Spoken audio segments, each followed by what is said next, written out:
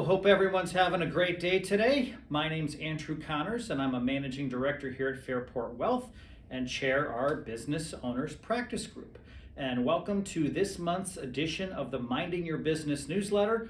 This is a newsletter we put out every month for business owners and the advisors that work with them. And so what we wanted to talk about today is a topic that I think resonates with many families. And this is a topic not so much on the business side of things compared to last month's newsletter, but a topic around family. And specifically, how do we set our children up to be financially responsible and resilient? And of course, everybody says, yes, I want to have financially responsible kids. Yes, I want my kids to be resilient. But why this is important is life isn't getting any easier. And so how do we set our children up to be in a position to face life's personal and financial hardships from a place of strength and be able to come out on the other side in a better place? And so one of the things I love most about what we do is I get to work with just so many great families. It's really, frankly, pretty lucky. And how many of these families define success is very different than I think how many people would normally think about it. Success for many families is not just financial. It's, again, going back to this topic of children, how are they not passing along just wealth, but how are they also passing along wisdom and values? And so what I want to share today are 3 ideas that we see many of these families implement on an ongoing and regular basis. And obviously many of these 3 things that we're going to talk about are things that we help them implement as well. And so the first of these is putting a priority on financial literacy and value of money. They do not teach financial literacy in high school, not necessarily in college, depending upon your major. And so we have seen, frankly, many adult children, college-age children, high school-age children have nil from a financial literacy standpoint. And so this is something really a lot of successful families, again, how we want to define successful, start focusing on a consistent basis. And so how do you start doing this? First off, you start having discussions, and you have to meet people where they're at. Oftentimes clients will say, hey, Andrew, would you or one of your colleagues be willing to spend some time talking to our kids?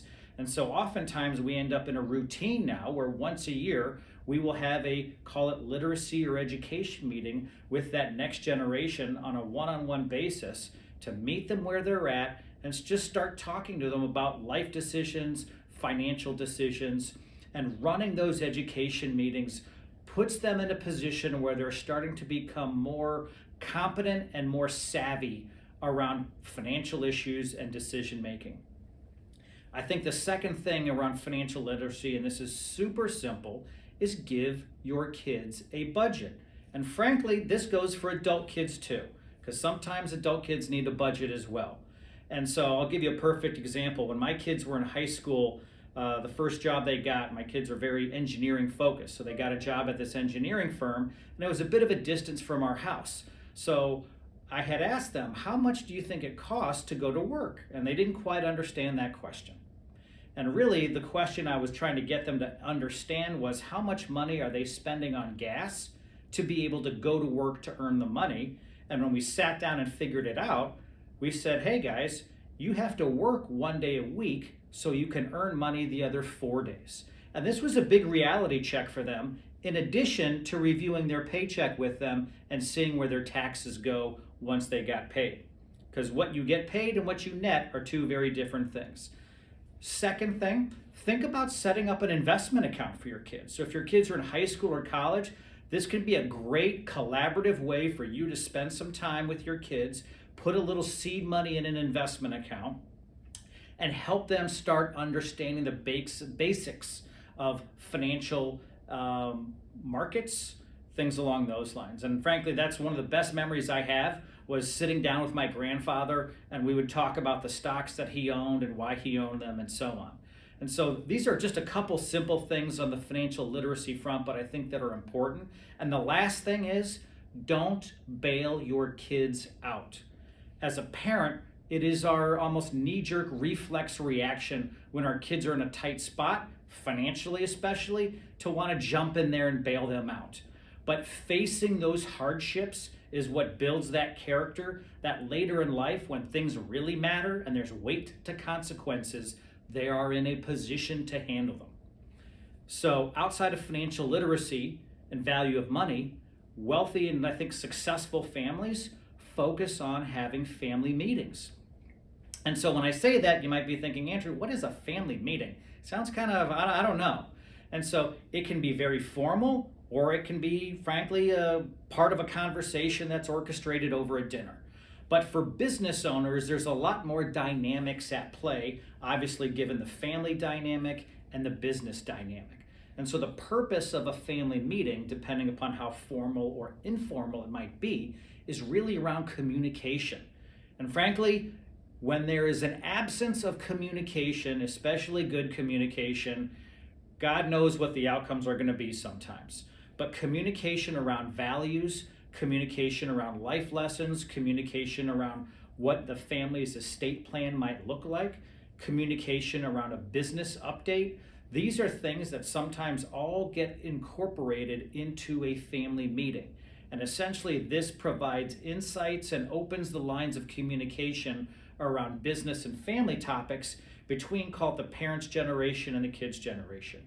And so regardless of the type of family meeting that you are having, and again, it doesn't have to start out as anything complicated or formal, but having that meeting starts to lay the groundwork for good communication, good outcomes. And again, the outcomes that we're looking for are how do we raise kids that are responsible and resilient, especially when it comes to financial and business topics. The third thing, and across the board, this is something we see a lot of families are starting to approach differently once we talk to them, is how do they approach family gifting? And we're approaching that time of the year now around Thanksgiving and the holidays, where a lot of families make gifts to kids, adult or otherwise. And in the past, we've brought this up and have said to many of these families, does it feel like you're checking a box when you do this? Does it feel like a transaction? And if there's one thing you don't want to be a financial transaction, it's a monetary or financial gift you make to your kids.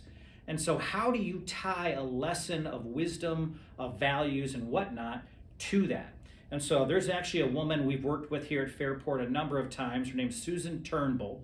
There's a link in the section below which will take you to her website, which has some great samples of what I'm about to talk about. But writing a letter to your kids, in addition to that annual family gift, suddenly changes that dynamic drastically.